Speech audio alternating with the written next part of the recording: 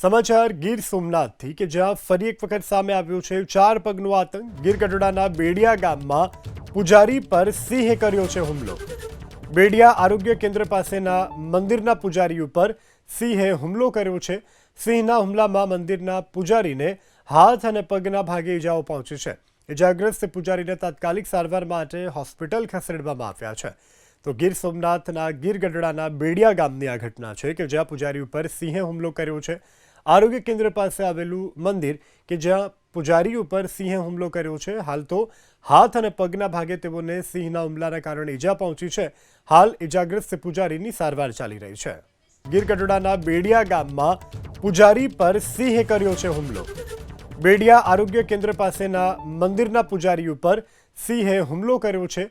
સિંહના હુમલામાં મંદિરના પૂજારીને હાથ અને પગના ભાગે ઈજાઓ પહોંચી છે। ઇજાગ્રસ્ત પૂજારીને તાત્કાલિક સારવાર માટે હોસ્પિટલ ખસેડવામાં આવ્યા છે। તો ગીર સોમનાથના ગીર ગઢડાના બેડિયા ગામની આ ઘટના છે કે જ્યાં પૂજારી ઉપર સિંહે હુમલો કર્યો છે।